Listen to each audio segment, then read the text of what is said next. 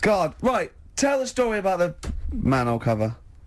Right, in the same magazine as the one with the cat and the fire and that. Don't tell me that story again, it gives me the shivers. Yeah, a cat that's got a weird expression on its face is against God. Anyway, this isn't a scary story. This was just like physics. Physics. Yeah. It was going on about the nuclear bomb and how powerful it is, and they put a manhole cover on top of one.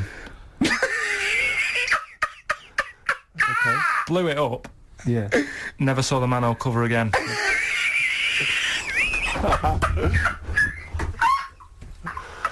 Man alive, Carl. Unexplained. What's going on there? Something weird is happening there. Oh. If anyone has ever seen that manhole cover, please get in touch. We'd love to know where it is. Oh, that's fantastic. What sort of experiment is that? I imagine all these scientists on multi-billion-pound research budgets, they're going, we test everything. What would they do to a manhole cover? Don't know. That's like letting a couple of students yeah, exactly. have control of a nuclear Do you reckon it can send a traffic cone into orbit? Go on then, put it on there. I love that. Imagine that. What value is that? I might tell you what we could do. We could put the manhole cover on it and aim it, and then blow the bomb up, and the manhole cover would have someone's eye out. Fire it. See if you can fire manhole covers off the nuclear bomb. Whatever. Tie bangers to a bomb. See if it's louder. Oh God. There was this woman who's got a big head. Oh yeah. And she was fed up with it because when she was walking down the street, it was so big she couldn't hold it up. Right. She couldn't hold it up. Oh God. Okay, shut up. So She couldn't hold it up. when she was walking, her eyes were hurting because she had to sort of look up all the time because her head was that heavy. Her chin was sort of balanced on her chest. Right. And she'd have to peek up, yeah. So she goes to the doctors, and this was after years and years, and said, I thought I could put up with it, but I can't. How big was her head? It's big, Rick. I don't know if it was like big because there wasn't a picture. I don't know if it was just big or a lot of bone, so it was heavy. Very heavy. Right, like the Elephant Man, just outcrops. Right. So the doctor said, we can sort that out, but we'll have to take your head off. Right. Okay, listen keep to going. this. Okay, Listen, keep going. Because what you don't seem to understand is I have the same reaction to you when I see it. Yeah. What? Right? You're quizzical yourself. So I looked at it, they took her head off, chipped away a bit of the bone, made her head lighter, put it back on. Old woman, about 70 years old. She's normally fit and healthy and stuff, nothing wrong with her, she's having a good life. And one day, she goes for a check to the doctors, just to check herself out, 'cause she's getting on a bit.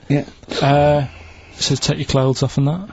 So she does, and checks her out, says, yeah, you're looking good, turn round.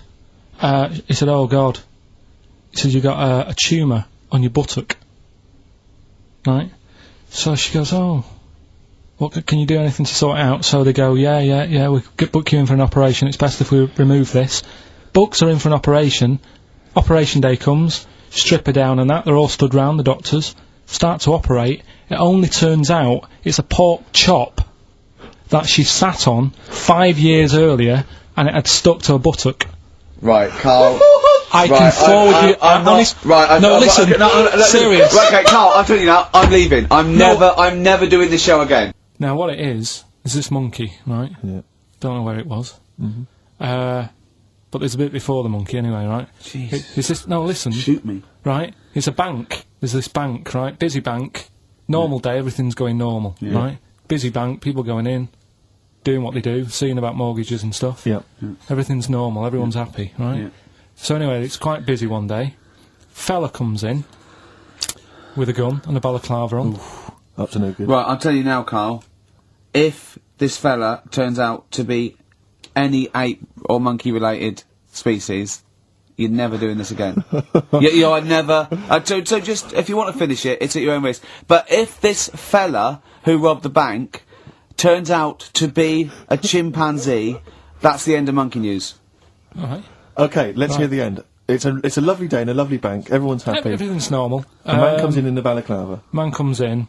Is it a man? Starts waving a gun around. Shut up, Rick. Let him finish the story. Starts waving a gun around. Yeah. Right? Up to no good. So everyone's thinking, oh God, wish I didn't come in here. It's not going to be a good day. How tall is the man? Shut up. Let's hear it. Everything, you know, oh God, and he's telling everyone to get down on the floor. Yep. In Everyone's what? In thinking- English? In English? Yeah. In Think so. English. Yeah. So everyone's panicking, everyone's getting on the floor thinking this is it, this is, you know, it's all over. Yeah. Just when you think, you know, It could it's all bad news. Yeah. It's all bad news. Doors swing open. Little monkey wanders in. God, it's worse. Shut up, Rick. Little monkey wanders in, right? The robber's like, what's going on here? He's telling it to get down on the floor. I don't think it was taking any notice. No, right? it was just busy asking for coffee. It runs in. I don't know if it was kind of withdrawal or deposit or whatever. It wanders in, right? Goes up to the robber. Where did it come from? Shut up. Will you let him finish the story and then ask questions? That's only fair. Okay. Wanders in. Runs up to the fellow with the gun. Takes the gun and the bag of money off him. Everyone's like, yay, you know, we've been saved. Then the monkey starts backing out with the gun and the money. Shut up. see you later. Sit down and I'm not having this. And Here's the end of the story. It does a runner with the money and the gun. No one's seen it since. You are an idiot. I mean, you have said some stupid things in your time. What are you talking about? Story that happened. No! What are you talking about? What do you mean it backed out? It came in, was it an accomplice? Was it an opportunist monkey robbery? What are you talking? Think, Karl! Think! I know it's mad. That's the idea of monkey news. We're telling people how monkeys are pretty, you know, they're mental. Yeah. They're up to no good. What do you think? They've never seen the monkey since. What, did he have a getaway car waiting? Did he swing his way to freedom? Where was this? There's no details. Don't talk rubbish. Well, Steve emailed it in. He's got it off the net, and the funny thing is, Can I the see funny it? Have thing you got is, the information there? yeah, the funny thing is, it wasn't just him who sent it. I had that a couple of times, so a few people obviously read the story and said, you know, that'll be good for Monkey News. It doesn't say anymore. It doesn't say if he went off to Spain. It doesn't say, you know, what, you know, if he's on Crime Watch. Yeah. It doesn't say any of that. It's just saying that's what he did. That's the story. I got back off holiday. The first job I find out I've got to do is work with Ricky for a voiceover. I do a regular thing. I do X-Ray magazine, but I'm allowed to make the script up, and they said I could, so I did. Right. So imagine this. Well, I know you, Rick, and I know you like to put a lot of work into these things. Yeah. You want to do a good job. So he rolls up, he says, let's do it then. He said, what's in the magazine? I said, well, here's a selection of stuff, this is what you've got to sell. He said, leave it with me. He goes into the little booth, and the first one he comes up with is this little advert for it, right? X-Ray magazine, it's out now. It's £3.50 May edition. Music of Tomorrow, Dandy Warhol's picture, and there's a free CD with all the Placebo and the Donners, and Smog, and Nightmares on Wax, and Alpine All Stars. Only £3.50. It's out now. Buy it, innit? Have you got a sore throat there?